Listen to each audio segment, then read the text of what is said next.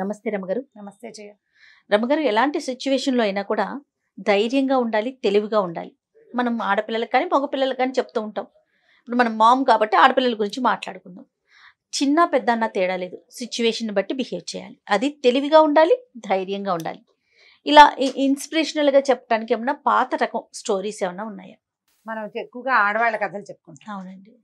కథా సరిత్సాగరంలో మంచి మంచి కథలు ఉన్నాయి. ఆహా. చాలా కథలు అందులో నుంచి చెప్పాం. కీర్తిసేన కథ అవి చెప్పాం కదా, అవునండి. అవన్నీ కథా సరిత్సాగరంలోవి. అయితే కథా సరిత్సాగరంలో ఉపకోశ అనే ఒక అమ్మాయి కథ చెప్తాం. అమ్మాయి పేరు ఆవిడ ఉపకోశ. పేరే ఉపకోశ. మరి అమ్మాయి అంటే చిన్నపిల్ల ఏం కాదు, వివాహితే.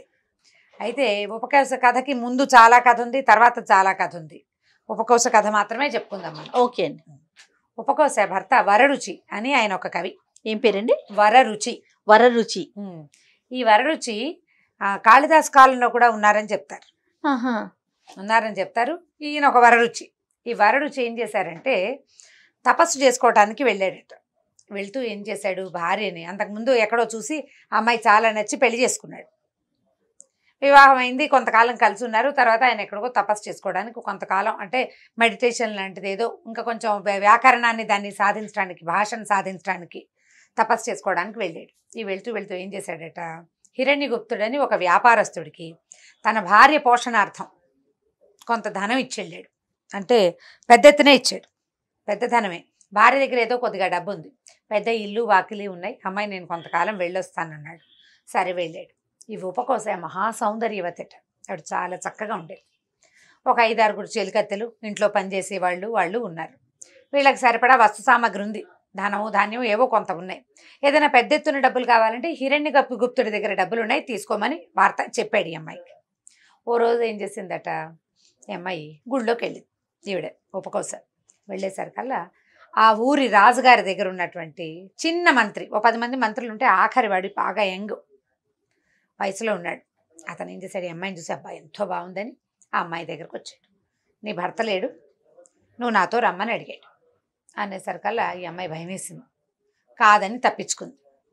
అక్కడి నుంచి ఇంకా కొంచెం ముందుకెళ్ళేసరికల్లా ఆ ఊరి పురోహితుడు, ఆ ఊళ్ళో ఉన్న ఒక పురోహితుడు, ఒక ఆయన కూడా నువ్వు చాలా అందంగా ఉన్నావు, నువ్వు ఎలాగో ఒంటరిగా ఉన్నావు కదా, నాతో స్నేహం చేయమని అతను అడిగాడు. ఇంకా ఇంకొక ముందుకెళ్ళాక కోశాధికారి కూడా ఈ అమ్మాయి వెనకాల పడ్డాడు. వీళ్ళు 3 మనుషులు. వీళ్ళని తప్పించుకుని ఆవిడేమనుకుంది, అయ్యో ఇలాంటి సమస్యలు వస్తున్నాయి ఏమిటి నాకు, వీళ్ళ నుంచి ఎట్లా తప్పించుకోవాలి, ఈ ఊరేమో మా పుట్టిల్లు కాదు, అత్తవారిల్లు. భర్త ఉంటే ఒక కాపలా ఉంటుంది, భర్త ఉంటే వేరే. ఇప్పుడు ఆయనేమో లేడు, నేనేం చేయాలి అని ఏం చేసింది, సరే ఏదో పెద్ద ఎత్తున పూజ చేసుకుందాం అనుకుంది. ఏకాదశి రుద్రాభిషేకం చేయించుకోవాలి ఇంట్లో రోజువారీ ఖర్చులకు ఉన్నాయి, కానీ ఏకాదశి రుద్రం అంటే పండితులని వాళ్ళని వెళ్ళి బ్రాహ్మణులని పిలవాలి, అందరికీ డబ్బు దక్షిణ ఇవ్వద్దు. అందుకని హిరణ్యగుప్తుడి దగ్గరికి వెళ్ళింది, దాసిని తోడు తీసుకుని. అయ్యా కొంత ధనం కావాలి, మన నా భర్త నీ దగ్గర ఉంచారు కదా, మీ ఆయన నా దగ్గర ఎక్కడ డబ్బులు పెట్టాడు, లేవన్నాడు అతను. అని ఏమన్నాడు, నువ్వు ఒంటరిగా ఉన్నావు కదా, నాతో స్నేహం చెయ్యి, నీకు కావాల్సిన డబ్బు ఇస్తానన్నాడు. ఈ అమ్మాయికి ఏం చేయాలో తెలియలేదు. ఇదేమిటి ఇంత పుల్లుల బోనుగా ఉంది ఈ ఊరు, దారే పోతుంటే మంత్రి వెంటపడతాడు, పురోహితుడు వెంటపడతాడు, కోశాధికారి వెంటపడతాడు, భర్త తాలూకు స్నేహితుడైన హిరణ్యగుప్తుడు కూడా వెంటపడుతున్నాడు. వీళ్ళ నలుగురు నుంచి ఎట్లా తప్పించుకోవాలి? కళ్ళ నీళ్ళు పెట్టుకుంటూ ఇంటికి వచ్చేసింది. వస్తూ ఉంటే ఏమైందట, మధ్యదారిలో ఓ చోట ఒక బ్రాహ్మణ ఇంట్లో చిన్న తడికల దగ్గర ఓ పళ్ళెం ఇట్లా పైకి పెట్టారట. పళ్ళెం కింద దీపం ఉంది. పళ్ళెం కింద దీపం పెట్టి దాని మీద పళ్ళెం, ఇత్తడి పళ్ళెం బోర్లిస్తే కాటిక బారుతుందని చేస్తారు. అది చీకటి గదిలో పెట్టుకుంటారు. అసలుగా మామూలుగా కాటికి చేసే విధానం. ఆ కాటిక బారుతున్న పళ్ళాన్ని చూసేసరికల్లా అమ్మాయికి ఒక ఐడియా వచ్చింది. ఏం చేసింది, ఏమే మన దగ్గర డబ్బులు ఉన్నాయి కదా, అక్కడ 2 వీసలు 2 లీటర్ల సేర్ల ఆముదం కొనుక్కురా, కాటుకు కూడా కొనుక్కురా బజార్ నుంచి అని చెలికత్తెని పంపించింది. సరే ఏం చేసింది, ఇంటికి వెళ్ళాక 4 ఉత్తరాలు రాసి ఒక చెలికత్తి చేతికిచ్చి నలుగురు దగ్గరికి పంపించింది, ఇవ్వమని. మా ఎవరికి కనపడకుండా మొదటి జాములో రమ్మని ఒకడికి, రెండో జాములో రమ్మని రెండో వాడికి, మూడవ జాములో రమ్మని మూడో వాడికి, 4వ జాములో రమ్మని 4వ వాడికి, నలుగురికి కబురు చేసింది. సరే ఏమైంది, అప్పుడు ఊళ్ళల్లో కరెంట్ అది ఉండేది కాదు. చీకటి పడ్డాక దీంట్లో ఏమిటంటే మెయిన్ రోడ్ల మీద రాచబీధుల్లో కాగడాలు అవి వెలిగించేవాళ్ళు. మధ్య మధ్యలో కొన్ని చోట్ల సైనికులు కాపలాగా ఉండి కొంతమంది ఉండి అక్కడ 5-6 కాగడాలు ఉండి కనువిలుకు కనపడేది, కానీ మంచి వెలుతురు కాదనమాట. ఎవరైనా వెళ్ళాలంటే ఏలాంతరో కాగడావో చేత్తో పుచ్చుకొని వెళ్ళేవారు. ఇళ్లల్లో చీకటే, అందరూ పెందరాళ్లే భోజనాలు చేసుకుని పడుకునేవాళ్ళు. రాత్రిళ్ళు రోడ్ల మీద తిరిగితే వాళ్ళు దొంగలే కావాలి. అయితే రమ్మన్న తర్వాత ఏం చేసింది, కాటుక తెప్పించుకుంది. ఆముదం వాళ్ళ ఇంట్లో కూడా కొంత ఆముదం ఉంది. ఈ ఆముదాన్ని కాటుకని కలిపి ఒక పెద్ద గంగాళంలో పోసి కలిపి పెట్టుకున్నారు. ఆముదము కాటుక కలిసేసరికల్లా ఆముదము కాటుక ఆముదంగా తయారవుతుంది, నల్లగా ఉంటుందన్నమాట. అక్కడి నుంచి గోను సంచులు 2-3 గోను సంచులు చూపి చిన్న చిన్న ముక్కలు చేసి అందులో పడేశారు ఆ గంగాళంలో. బాగా 2 వీసలేమో 10 సేర్లు తెప్పించి ఉంటుంది. 2 సేర్లు కాదు, 10 సేర్లు బాగా ఒక గంగాళానికి అవ్వాలి కదా, కలిపి పెట్టుకున్నారు ఈ కాటుకని ఆముదాన్ని. అక్కడి నుంచి అన్ని గదుల్లోనూ చిన్న చిన్న దీపాలు వెలిగించారు. తొలిజాము అవ్వంగానే మొదటివాడు ఒక ఆయన వచ్చాడు. ఈ వచ్చింది ఎవరు, కుమార సచివుడు అంటే ఆఖరి మంత్రి, చిన్న మంత్రి అనమాట. ఆయన మంచి యంగ్స్టర్, చక్కగా బాగున్నాడు. ఆవిడేమంది, శుభ్రంగా స్నానం చేయండి, మీరు బయట నుంచి వచ్చారు కదా, తర్వాత మన ఇద్దరం కలిసి కూర్చొని డిన్నర్ చేస్తూ కబుర్లు చెప్పుకుందామంది. స్నానం చేయాలంటే ఇప్పట్లాగా ఏదో బాత్రూంలోకి వెళ్ళి చెంబు నీళ్ళు పోసుకోవడం కాదు, చక్కగా తలంటుకోవాలి. ఈ తలంటుకోవటానికి వీళ్ళింట్లో దాసీలు ఉన్నారు కదా, తీసుకెళ్లారు. అక్కడి నుంచి ఆయన్ని తీసుకెళ్లిన గదిలో ఒక చిన్న దీపమే ఉంది. ఓ చోట చక్కగా దుస్తులు అవి విప్పించి ఓ చిన్న గోచిపాత మాత్రం, అంటే కౌపీన ధారిగా, బట్ మరి నూనె రాసుకోవాలంటే బట్టలు ఉంచుకుని రాసుకోరు కదా, చిన్న గోచి పెట్టుకుని కూర్చుంటారు. ఆయన ఒక గట్టు మీద కూర్చుంటే ఈ దాసీలందరూ మంచి బ్రహ్మాండంగా మసాజ్ చేస్తున్నారు ఆయనకి. గోన్ సంచి ముక్కలు తుంచి పడేశారు కదా, అది కాటుక నూనెలో ముంచి చేస్తే మామూలుగా స్క్రబ్ అవుతుంది బాడీ. ఆయనకి నిద్ర వచ్చేంత బ్రహ్మాండంగా మసాజ్ చేశారు. మసాజ్ నెపంతో నెత్తి మీద కాలిగోరుతో సహా పైనుంచి కింద దాకా ఈ కాటుక ఆముదాన్ని ఫుల్గా పట్టించారు, కళ్ళు తప్ప మొత్తం పట్టించారు. బాగా రుద్ది ఈనక రుద్దేశారనమాట. ఇంతలో ఏమైంది, తలుపు కొట్టారు ఎవరో. పురోహితుడి గొంతు వినపడింది. అక్కడి నుంచి సేల్కత్రనాన్ని, అయ్య బాబోయ్ పురోహితుడు వచ్చాడండి, ఆయనేమో మా అయ్యగారికి ఫ్రెండు, మిమ్మల్ని కానీ ఇక్కడ చూశాడు, అమ్మగారి కొంప మునిగిపోతుంది, ఉండండి హాల్లో ఒక చోట దాక్కుందరు కానని చెప్పారు. ఈ లోపల ఈవిడేం చేసి వీళ్ళు మసాజ్ చేస్తుండగా ఆవిడ ఇంకో 2-3 సాయంతో ఒక పెద్ద భోషాన్ని పెట్టని తెచ్చి ఆ బెడ్రూమ్లో పెట్టించింది. ఈయన ఇందులో నుంచి లేపుకెళ్ళి వరుసగా గోను పట్టాలు పరిచారు, పట్టాల మీద నడిపించుకుంటూ తీసుకెళ్ళి ఆ భోషాణంలో కూర్చోబెట్టారు. కాసేపు పురోహితుడు వెళ్ళేదాకా ఇందులో కూర్చుంటారు. పురోహితుడు రాగానే పురోహితుడు కూడా తలంటి పోస్తాను రమ్మన్నారు. ఆయన కూర్చున్నాడు. ఆయన అసలు ముందే కొంచెం బాగా తినేసి వచ్చాడు. ఆయన కళ్ళు కూడా మూతలు పడిపోతున్నాయి. మసాజ్ బ్రహ్మాండంగా జరిగిపోతుంటే ఎవరైనా మసాజ్ చేసరికల్లా నిద్ర వస్తుంది కదా. అక్కడి నుంచి మర్దన కార్యక్రమం అయింది. కొంత సమయం గడిచేసరికల్లా ఆ మర్దన ఏమిటి, ఊరికే 5 నిమిషాల్లో అయిపోదు. మామూలుగా తలంటంటే టకటగా పోసు రావడం కాదు కదా, మసాజ్ చేయొద్దు ఇదంతా.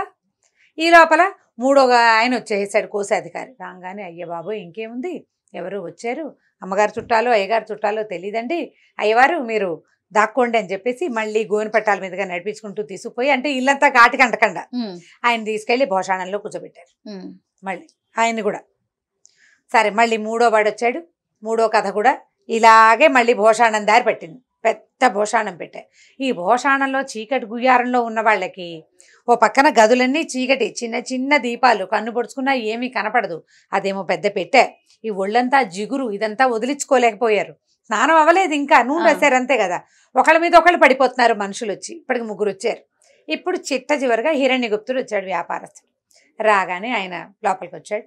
అయితే ఈవిడేమందంటే ఆయన్ని గదిలోకి తీసుకెళ్ళి ఆ బెడ్రూమ్లోకి తీసుకెళ్ళి కూర్చోబెట్టి మంచినీళ్ళు ఏవో ఇచ్చి, ఏమంటే నిజం చెప్పండి, మా ఆయన మీకు డబ్బు ఇచ్చాడా లేదా అని అడిగింది.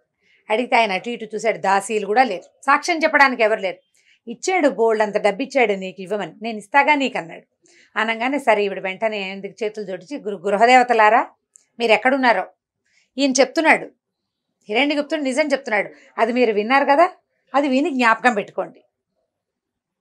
హిరణ్యగుప్తుడికి నా భర్త అయిన వరరుచి నా పోషణార్థం డబ్బిచ్చాడు అని ఘోషణగా చెప్పింది. ఈ పెట్టులో ఉన్న వాళ్ళకి అర్థమైంది, వచ్చినవాడు హిరణ్యగుప్తుడు, వాడికి ఈవిడ భర్త డబ్బిచ్చాడు.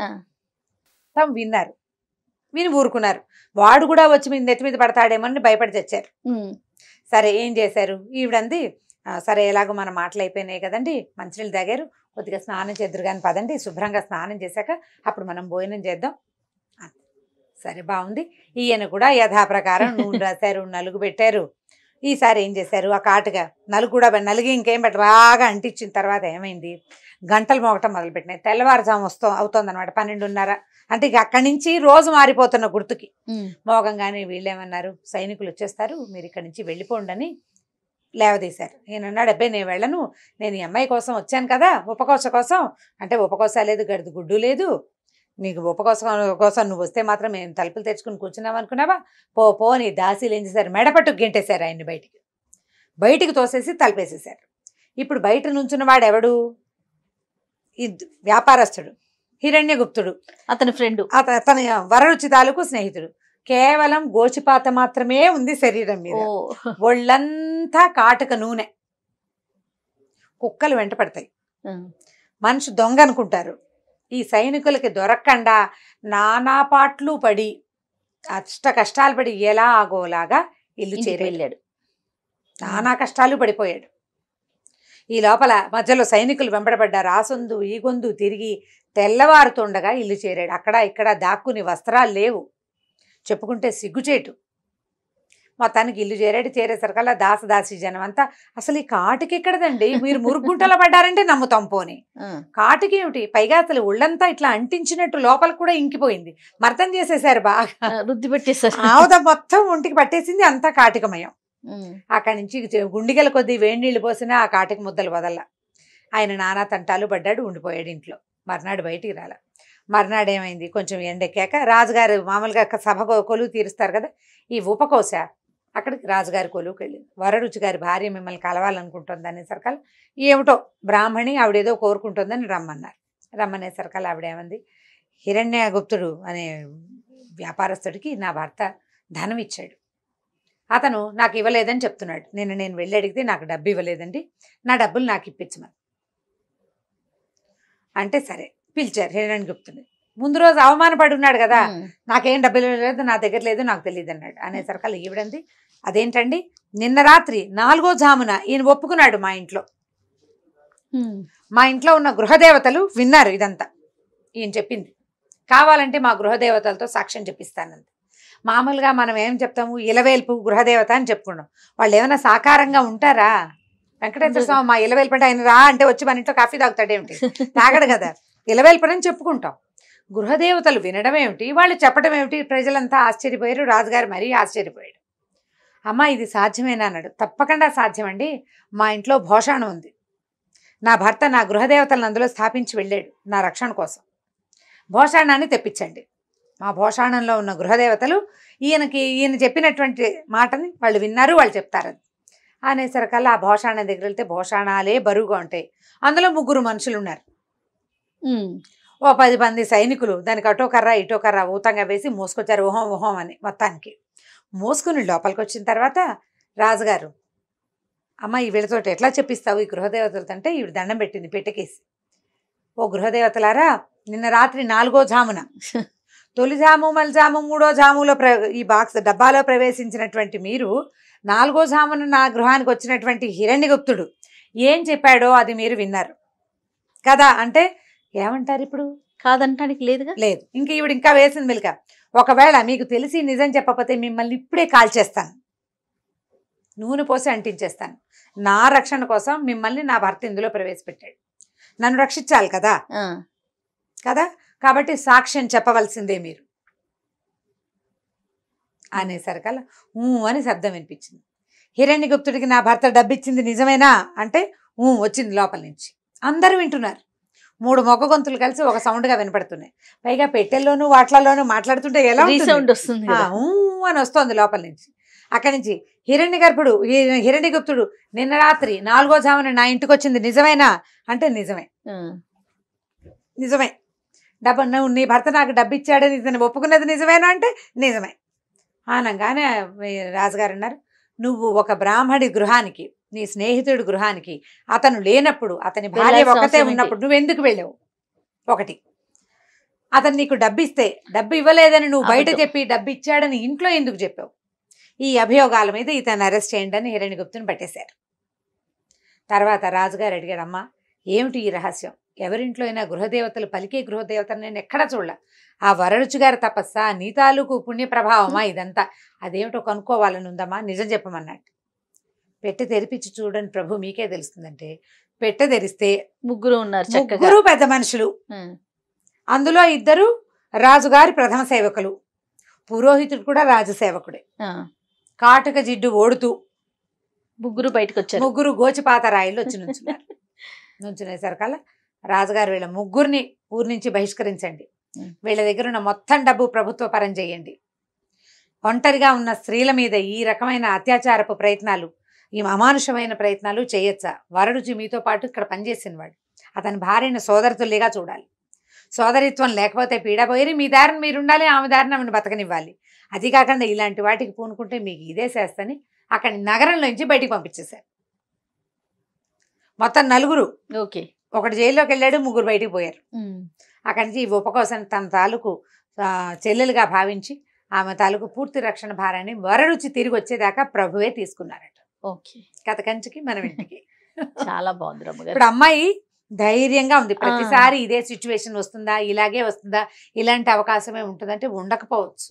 ఇది ఒక కథ అంతే. ఇది ఒక కథ మొదటిది. రెండోది ఏంటంటే ఏ సిచ్యువేషన్ వచ్చినా మనకి ధైర్యం ఉంటే మనం ఎదుర్కోగలుగుతాం. భయపడి జావగారిపోతే జావగానే ఉంటాం, దొరికిపోతాం. మనం ధైర్యం తెచ్చుకోవడానికి ప్రయత్నం చేయాలి, తెలివిగా ఉండాలి. అంతే. రైట్ రమ్మగారు, ఇంకో స్టోరీతో కలుద్దాం తప్పకుండా. ఇక ఈ వీడియో కనుక మీకు నచ్చినట్లయితే లైక్ చేయండి, షేర్ చేయండి. మరిన్ని వీడియోస్ కోసం మా ఛానల్ని సబ్స్క్రైబ్ చేసుకోండి.